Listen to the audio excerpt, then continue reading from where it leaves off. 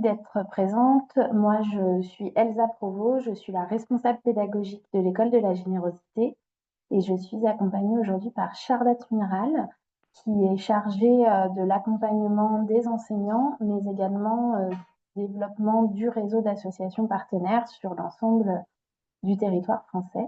Et on est ravis aujourd'hui de pouvoir échanger avec vous. Tout à fait. Alors, on a Martine qui nous dit qu'elle ne rencontre pas ces difficultés avec ses CM2. Ah, très intéressant. D'accord. C'est difficile de leur faire prendre la parole de la part de Sabrina, parce qu'ils sont jeunes, plus facile avec les CM2. Cécile nous dit difficulté de trouver le temps dans la semaine de classe. Oui, bien sûr, on comprend. C'est malheureusement un problème récurrent sur plein de sujets. C'est chronophage et souvent j'ai du mal à structurer l'échange. Oui, ça aussi c'est une difficulté qui peut aussi rendre cet atelier chronophage également. Donc on va essayer aussi de voir ça ensemble pour donner des clés.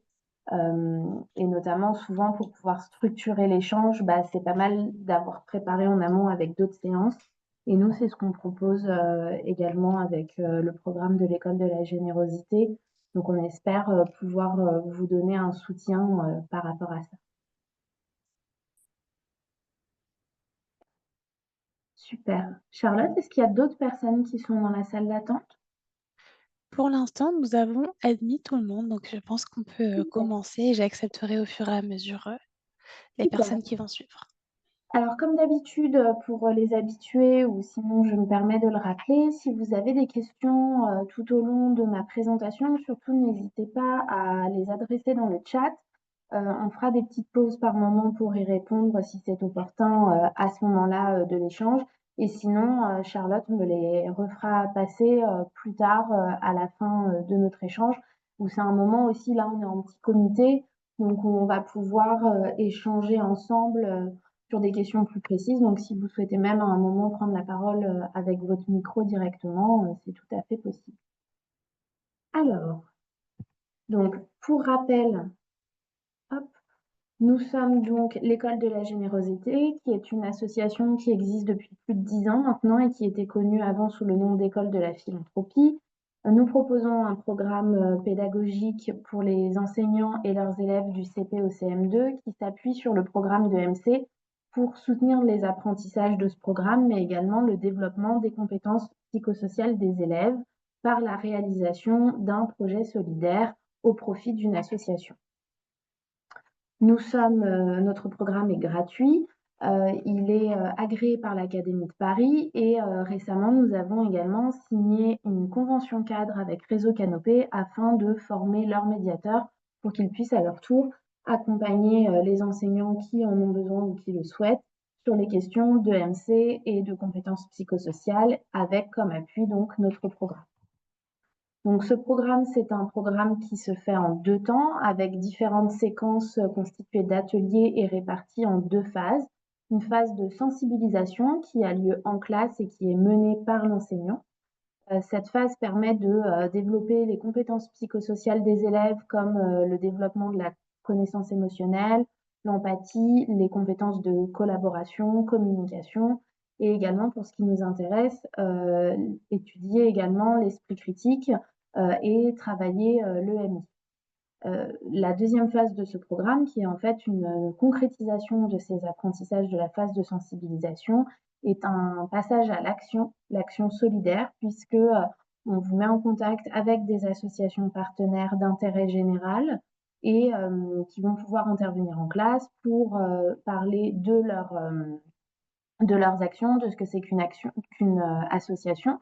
Et ensuite, les élèves, accompagnés de leurs enseignants, vont pouvoir penser et réaliser un projet solidaire au bénéfice de l'association qu'ils auront rencontrée. Pour ce faire, différents outils sont mis en place et nous, aujourd'hui, ce qui va nous intéresser, c'est surtout les outils et la partie du programme qui concerne les actions citoyennes. Et donc, la question qui nous amène aujourd'hui, c'est donc animer un atelier citoyen en classe. Donc, l'objectif de ce que je vais vous présenter aujourd'hui, ça va être tout d'abord de découvrir les causes d'intérêt général et ce qu'est l'engagement citoyen, grâce notamment à des supports pédagogiques que sont les images de presse et les revues de presse que je vais vous présenter un peu après et qui permettent de prendre conscience des 6 différentes causes qui existent pour ensuite pouvoir la choisir et se mobiliser à son profit. Pour pouvoir se mobiliser, il va falloir construire son discours et ses idées, argumenter pour pouvoir convaincre leurs camarades en prenant la parole face à eux. Ça va permettre de responsabiliser les élèves pour les aider à prendre conscience notamment de leur citoyenneté et de leur place dans la vie de leur ville, d'un pays, etc. Ça va permettre aux élèves de les pousser à collaborer, à prendre conscience aussi des principes de démocratie et surtout, ça va permettre de fédérer et d'impliquer vos élèves dans un projet qui va être porteur de sens et qui donc va pouvoir les motiver davantage, les motiver dans leurs apprentissages, mais également dans les relations humaines qu'ils entretiennent entre eux afin d'apaiser le climat scolaire. Donc les 2 programmes que nous proposons sont les programmes de CP-CE1 puis le programme de CE2, CM1, CM2. Donc juste pour votre information, je vous ai mis des petites flèches rouges là où les séquences et les activités dont je vais parler aujourd'hui vont être déployées. Je ne vais pas m'arrêter plus longuement dessus, c'est vraiment le moment un peu crucial de passage à l'action, un peu la clé de voûte qui va permettre de faire le lien entre les différentes phases du programme et là où on voit que le programme de CPC1 est un peu plus intercalé dans le séquençage, ça permet justement de voir que en fait vous pouvez le faire directement dès la séquence 3 et sur une version peut-être un peu plus synthétique. Donc la mise en œuvre de ces ateliers citoyens, elle débute par l'étude des revues et des images de presse. Donc les revues de presse, si vous connaissez le programme et que vous avez déjà mis en place ce programme, c'est un outil dont vous avez l'habitude. On les a entièrement repensés pour cette rentrée. C'est pour ça que vous avez eu pour certains et certaines un envoi un peu différé et on en est navré. C'était vraiment pour pouvoir vous proposer quelque chose de qualitatif. Le design esthétique, je dirais, a changé, mais l'outil également a été repensé pour qu'il soit encore plus facile à déployer au sein de la classe.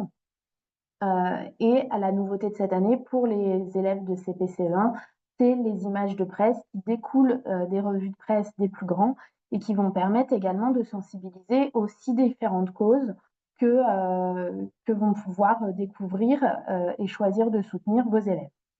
Donc il faut savoir que ces revues de presse, cette séquence des revues de presse, elle est à déployer pour les CE2, CM1, CM2 en groupe.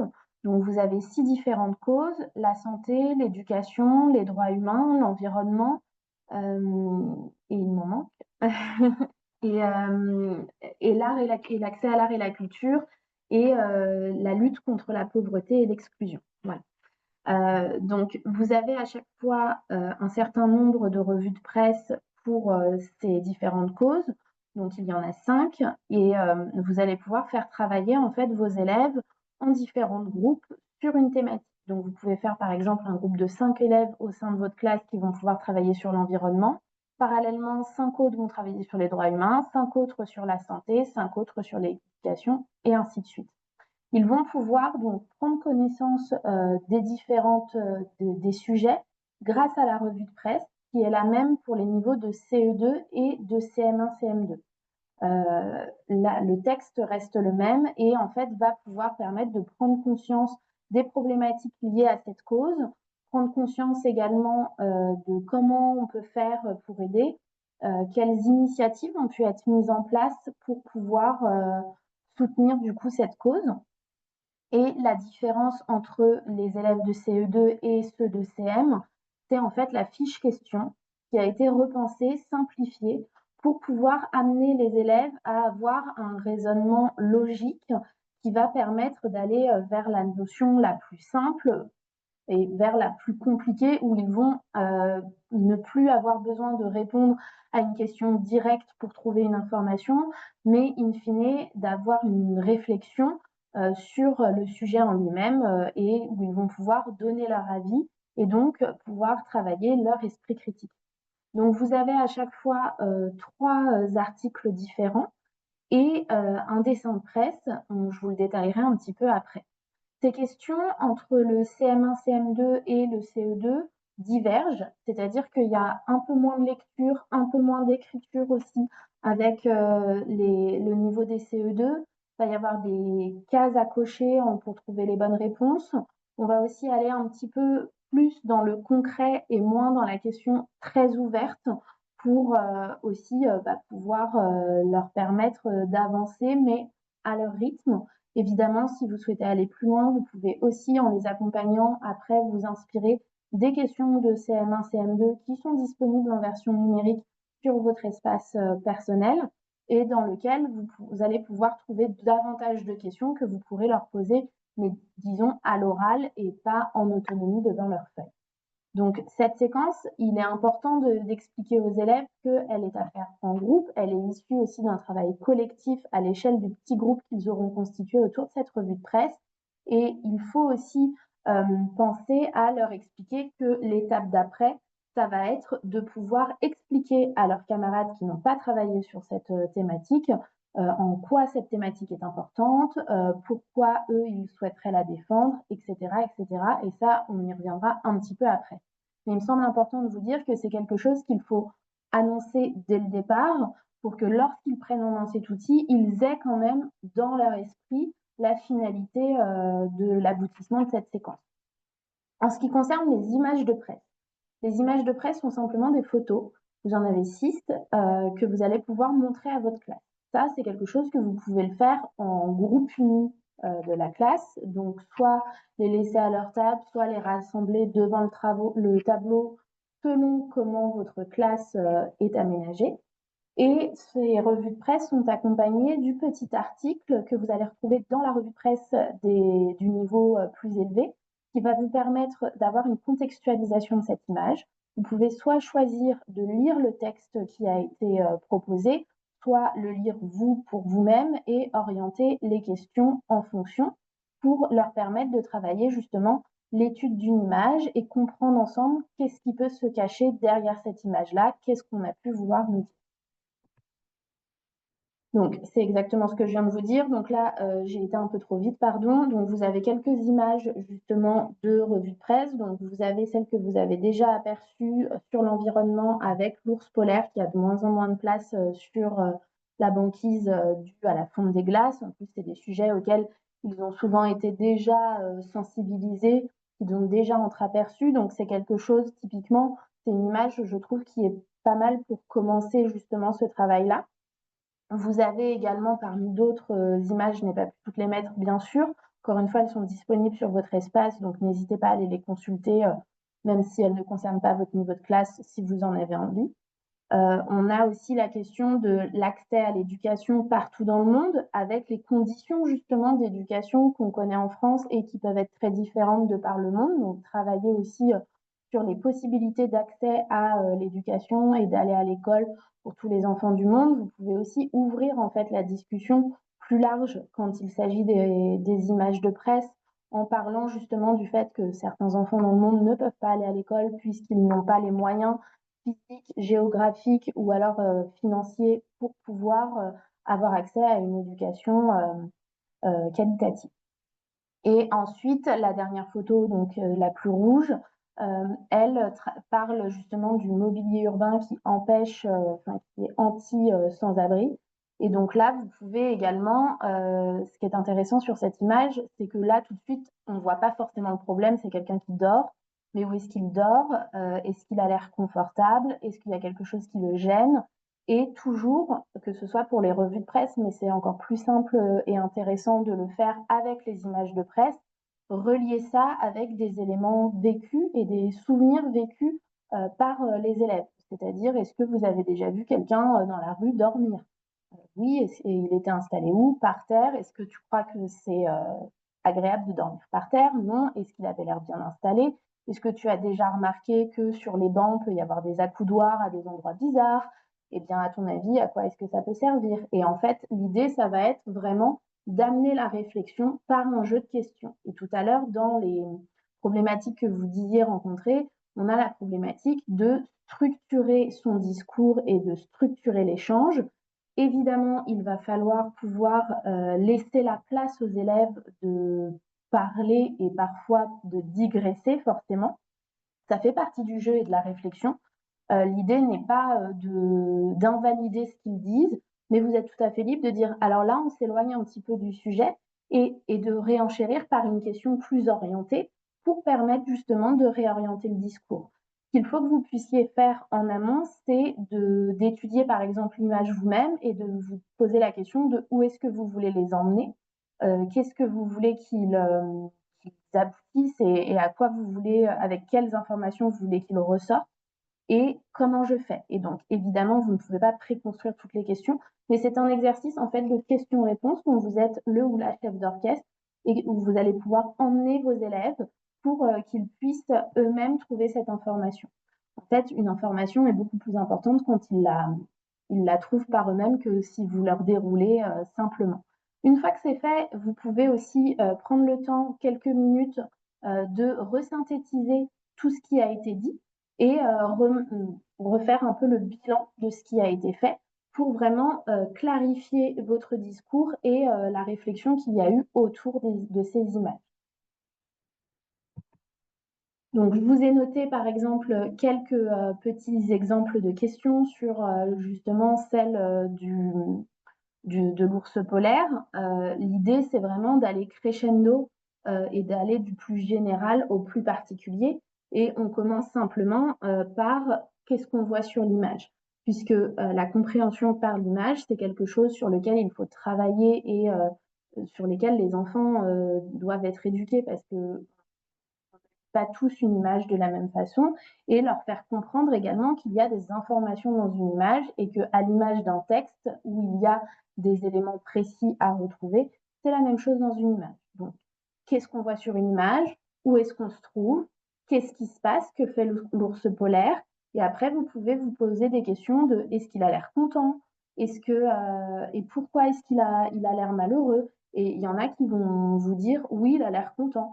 Et alors à ce moment-là, vous pouvez lui dire ah oui, est-ce que tu crois que qu'est-ce qui rend heureux un ours polaire? Est-ce que c'est de courir? Est-ce que c'est de rester coincé à un endroit? Est-ce que c'est et donc les élèves ensuite vont pouvoir réenchérir.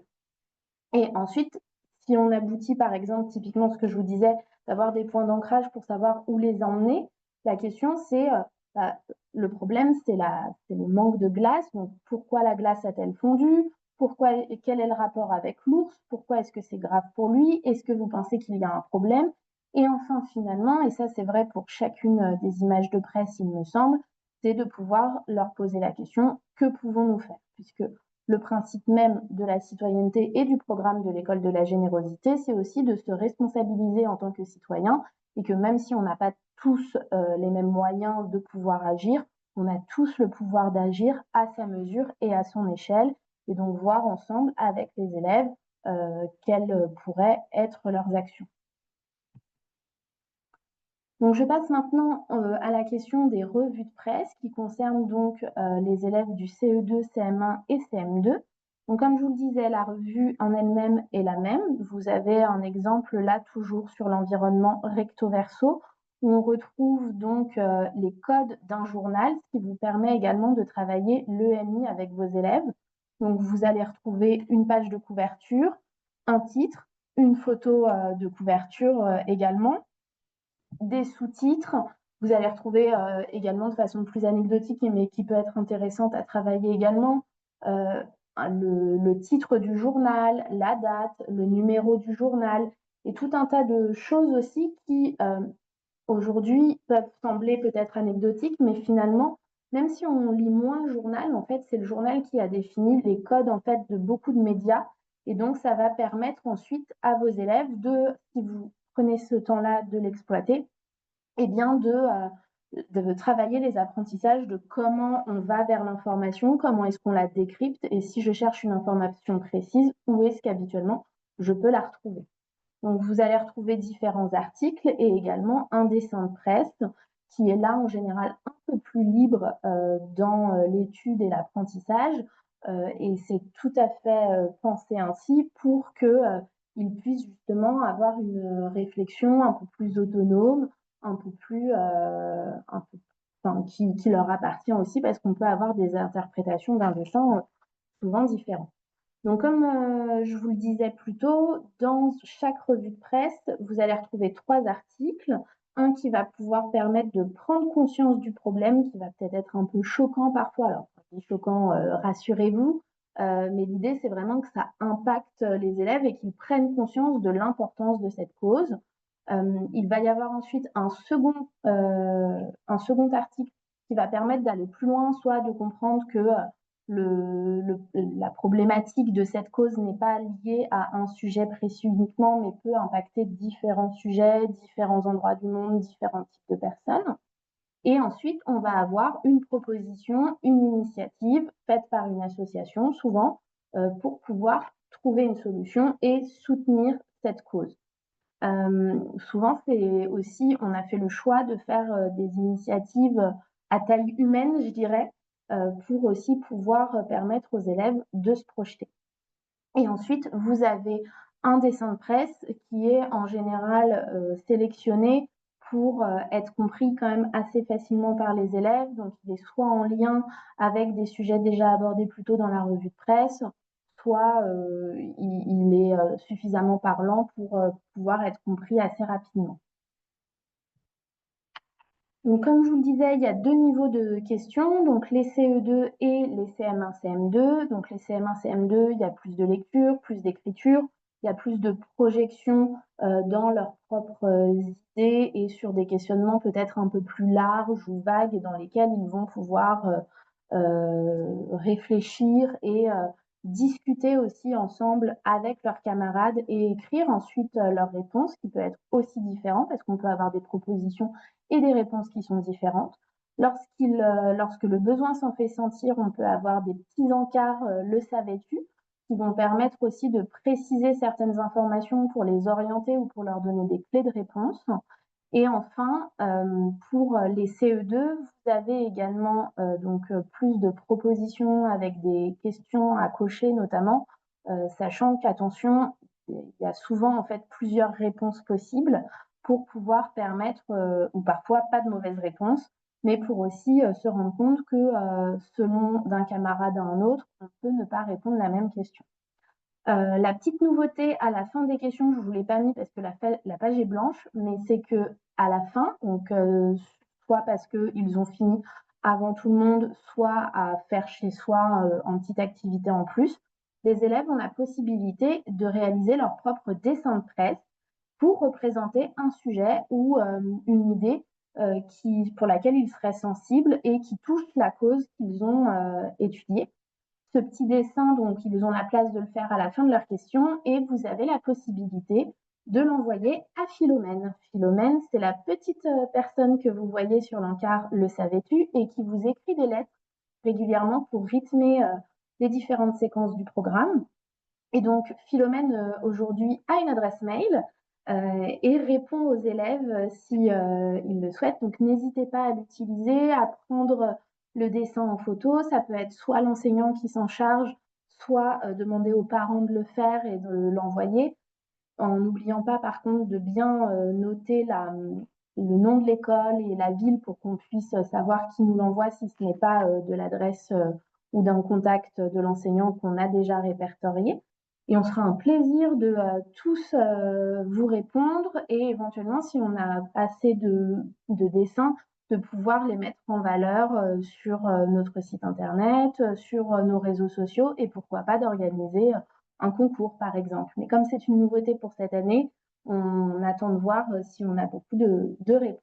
En tout cas, n'hésitez pas à exploiter cette adresse mail qui se trouve sur les fiches questions, qui se trouve également sur les lettres que Philomène vous adresse. Et on se fera un plaisir, Philomène se fera un plaisir de tous vous répondre et de répondre à vos élèves. Est-ce que, avant de prendre la parole, Charlotte, il y a des petites questions ou pas encore? Il n'y a pas de questions, c'était juste pour vous indiquer dans le chat que je vous ai mis l'adresse mail de Philomène, donc vous avez juste à la copier-coller si vos élèves sont curieux de nous écrire. Comme disait Elsa, on sera un plaisir de vous répondre. Et si vous avez des questions, n'hésitez pas, j'en ferai part à Elsa dans pas si longtemps. Super. Alors, je continue. Donc le principe justement, des revues de presse, c'est qu'une fois qu'on a pris conscience, de la cause sur laquelle on a travaillé, il va falloir donc prendre la parole et les présenter à leurs camarades. Donc pour ça, vous pouvez soit organiser des exposés. Par contre, on se rend bien compte que l'organisation d'un exposé, c'est souvent très chronophage, et c'est l'une des problématiques que vous rencontriez, ce que je comprends. C'est également, beaucoup plus d'organisation. Donc, vous avez aussi la possibilité de présenter ça comme une campagne électorale, en présentant aux élèves les différents codes d'une campagne, donc comment ça se passe. Ça permet aussi d'aborder les principes de démocratie, de vote, etc. Et du coup, vous allez pouvoir leur demander de réfléchir, telle une campagne électorale, à comment convaincre leurs camarades. Donc pour ça, ce que je vous conseille, que ce soit via un format d'exposé plus construit ou simplement de prise de parole, c'est de faire un moment où on crée en fait son affiche de campagne. Ça, c'est un super chouette moment. Je vous ai mis une photo d'un exemple d'une séance qu'on a fait en classe. Ça permet justement aux élèves, en fait, aussi de digérer l'information qu'ils ont récoltée pendant la revue de presse et de la structurer de façon ludique. Là où, si on leur demande simplement de structurer leurs propos, ça peut être un peu compliqué pour eux. Alors que si on leur demande de réfléchir à une image, un dessin qui va illustrer justement leur travail, à un slogan et à des arguments qu'ils vont pouvoir écrire aussi sur leur affiche, il y a vraiment une émulation créative qui se fait au sein du groupe et qui va permettre de structurer, eux, leur discours dans un premier temps. Et en plus, ça va leur permettre d'avoir un support sur lequel s'appuyer pendant la prise de parole qui les rassure énormément, qui les motive parce qu'en général, ils en sont fiers et ça va permettre aussi aux camarades qui écoutent d'avoir un regard plus appuyé parce que ils vont aussi se concentrer sur le support visuel. Donc pour ça, vous allez pouvoir réfléchir à l'affiche avec ensemble leur lister, pourquoi pas au tableau, ben, de réfléchir aux arguments importants pour essayer de convaincre. Pour ça, ils peuvent aussi s'appuyer sur les revues de presse. On a fait attention lors de leur rédaction à utiliser des mots-clés et des informations clés qu'ils vont pouvoir aussi peut-être réutiliser et s'approprier pour la prise de parole. Faire un dessin ou trouver des images qui illustrent leurs propos. Et surtout, ça les amuse beaucoup, un slogan choc. On est à l'ère de la publicité, donc les élèves d'aujourd'hui sont quand même super forts pour avoir ce genre d'idées. Et donc, faites-leur confiance pour pouvoir en trouver de très bonnes.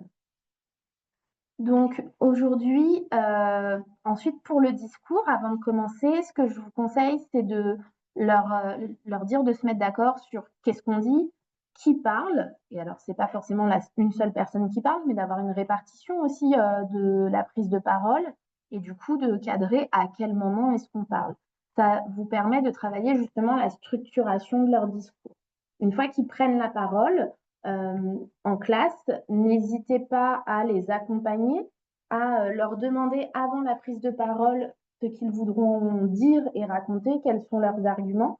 Comme ça, ensuite, une fois qu'ils passent au tableau, vous pouvez aussi, s'ils bloquent un peu ou s'ils oublient des choses, rebondir avec eux en leur posant des questions.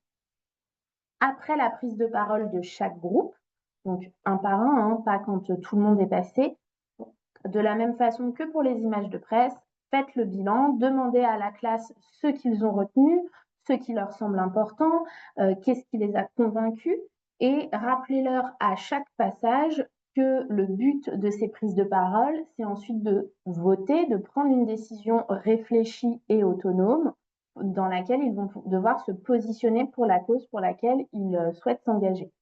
Ce que je vous conseille, c'est de dire aux élèves qu'ils ne peuvent pas voter pour la cause sur laquelle ils ont travaillé, puisqu'en général, ça biaise le vote que chaque élève veut voter effectivement pour sa cause.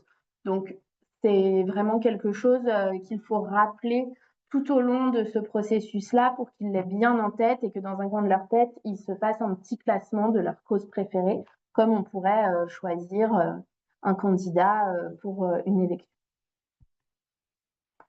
Vient ensuite le temps du vote. Donc, ce que je vous conseille, c'est que la séance de vote ne soit pas trop éloignée de la prise de parole, puisque pour permettre justement aux élèves de prendre leurs décisions de façon assez fraîche et claire dans leur tête.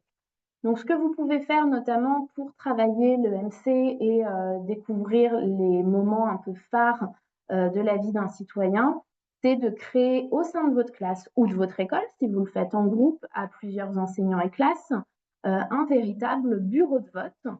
Donc, vous pouvez créer un isoloir, vous pouvez prendre un carton avec une petite encoche pour faire une urne. Vous pouvez également utiliser de véritables bulletins de vote qui sont à votre disposition sur votre espace au format numérique. Vous pouvez également faire une photocopie de votre liste d'appels pour réaliser une liste d'émargement avec un chef du bureau de vote qui va reprendre les codes qu'on peut trouver dans un véritable bureau de vote en disant par exemple à voter. Et pourquoi pas, si vous en avez le temps et que vous en avez envie, faire aux élèves une petite activité plastique en leur faisant créer une petite carte d'électeur. Donc, hop, ici, une fois que le vote a été fait, comme d'habitude, ensuite vous allez pouvoir donc prendre connaissance du catalogue des associations partenaires. Donc, si le vote a été fait au sein de votre classe uniquement, n'hésitez pas à simplement vous limiter au vote de votre classe. Pardon. Mais ensuite, si vous le faites à plusieurs ou même à l'échelle d'une école, l'idée, c'est vraiment de se mettre d'accord sur quand arrive le temps du vote. Les séquences de la phase de sensibilisation peuvent être déployées quand on le souhaite. Et l'objectif, c'est que le vote soit fait au même moment si vous le mutualisez, soit d'avoir une deadline pour pouvoir justement mutualiser les résultats des votes et choisir une cause qui va être commune. Donc, comme d'habitude, si certains ou certaines d'entre vous ne se sont pas encore lancés, n'hésitez pas à créer un compte sur notre site écoledelagénérosité.org et surtout à faire la demande de votre kit pédagogique au format papier. Si vous avez certains éléments déjà, comme le guide, si vous l'avez déjà fait l'année dernière, vous pouvez sélectionner simplement les éléments qui vous manquent. Et notamment les revues de presse qui sont nouvelles et dont j'ai hâte d'avoir vos retours. Donc surtout, n'hésitez pas à, une fois utilisés, nous faire un retour sur ces nouveaux outils. Et toujours, comme d'habitude, avant de passer aux questions, on est là, Charlotte et moi, à n'importe quel moment et présentement maintenant avec vous. Donc si vous avez besoin, vous pouvez nous contacter par mail ou par téléphone. Alors, Charlotte, non, je suis partie. Charlotte, est-ce qu'il y a des questions dans le chat? Nous n'avons pas de questions, mais n'hésitez surtout pas. Super. Est-ce qu'il y a certaines d'entre vous, comme il nous reste encore un petit peu de temps, je sais que parmi vous, il y en a plusieurs qui ont déjà, depuis plusieurs années, déjà mis en place le programme. Est-ce que vous avez aussi un retour d'expérience à faire sur ça, des jolis souvenirs ou alors des choses qui ont été plus problématiques et qu'il faut peut-être anticiper et partager ça avec des collègues?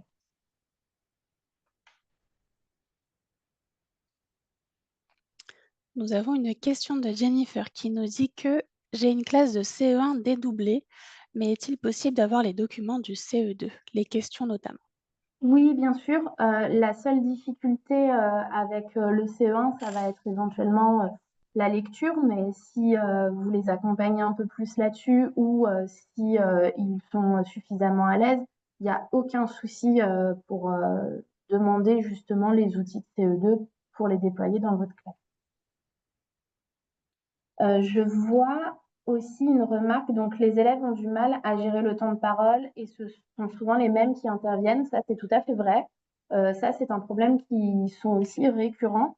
N'hésitez pas, vous êtes le ou la chef d'orchestre de ce moment, à leur dire, écoute, là, ça prend du temps, on a un temps qui est dédié. Ça fait partie des codes de la démocratie et d'une campagne électorale que chaque candidat ait exactement le même temps de parole. Donc, c'est aussi quelque chose sur lequel vous pouvez jouer et c'est une information à passer de façon peut-être assez ludique en leur disant qu'il y a des choses importantes. Est-ce que tu es à dire? Est-ce que tu es sûr que ton argument est impactant et nécessaire à dire maintenant? Sinon, on pourra le partager plus tard.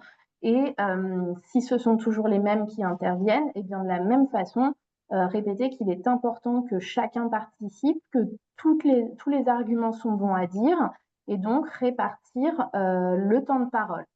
Parfois, l'outil un peu chouette à mettre en place, c'est un objet qui permet de servir de bâton de parole. C'est pas toujours évident dans le quotidien, mais typiquement sur ce type d'exercice avec la question du temps de parole d'un candidat pendant une campagne électorale, ça peut bien fonctionner. Donc n'hésitez pas à le mettre en place. Avoir peut-être même une petite écharpe de candidat ou un petit badge de candidat que les élèves peuvent se passer, une petite pancarte, ça peut être toujours assez chouette. On peut rendre les choses très ludiques de façon assez rapide et simple à mettre en place.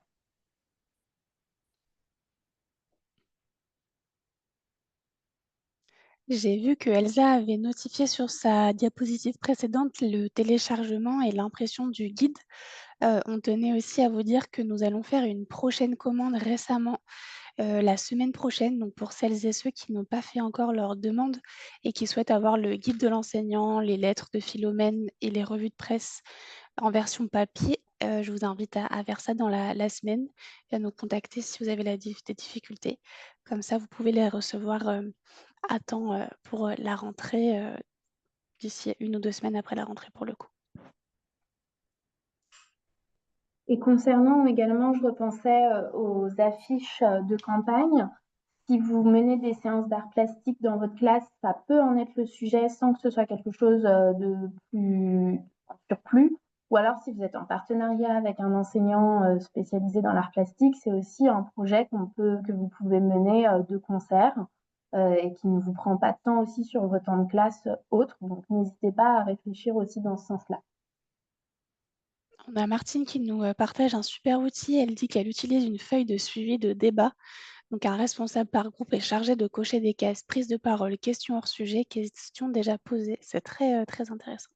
Oui, c'est très intéressant et ça permet justement aux élèves d'avoir un point d'ancrage un peu pour se rappeler des choses à réfléchir avant aussi de prendre la parole, puisque on n'est pas simplement sur une libération de la prise de parole, ce qui est un problème pour certains élèves, mais justement de se contenir dans la prise de parole pour certains, où c'est là parfois un peu plus compliqué. Et donc là, Martine, votre outil a l'air d'être d'une grande aide.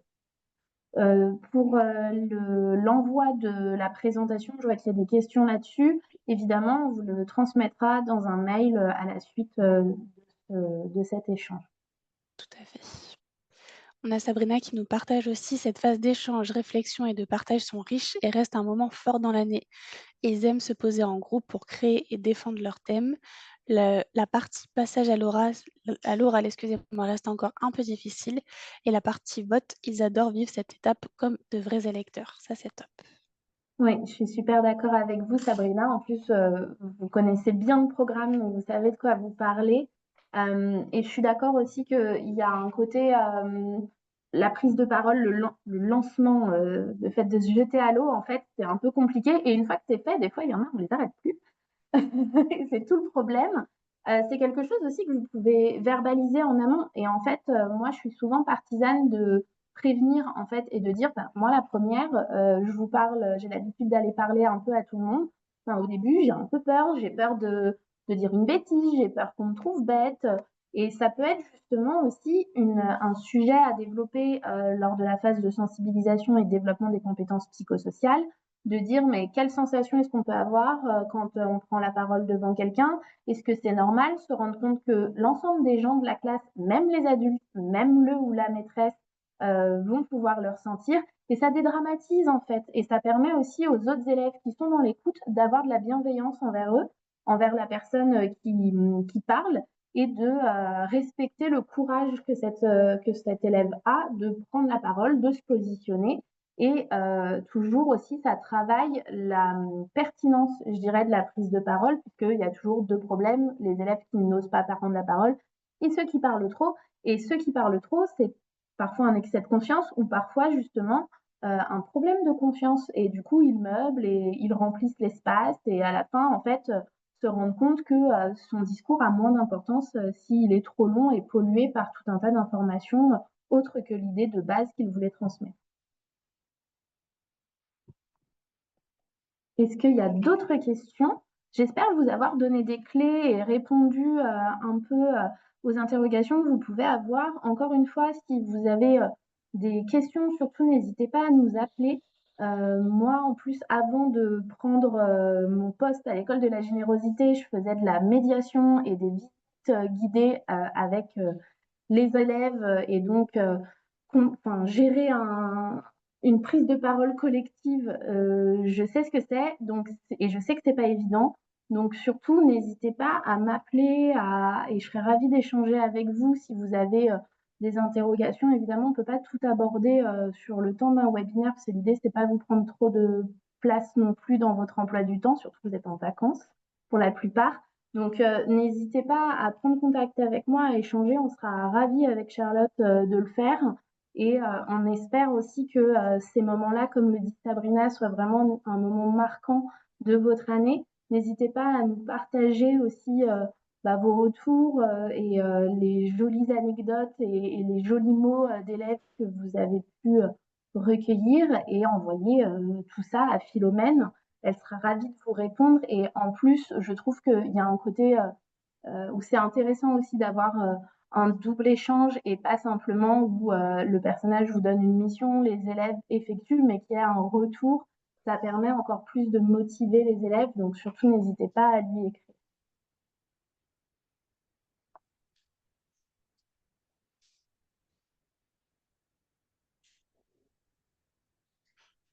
Il nous Alors, reste une petite minute. Est-ce qu'il voilà. reste des questions? Alors, merci à tous en tout cas. S'il y a des questions, surtout n'hésitez pas. S'il y en a d'autres qui vous viennent, encore une fois, vous nous appelez plus tard. On vous répond avec grand plaisir.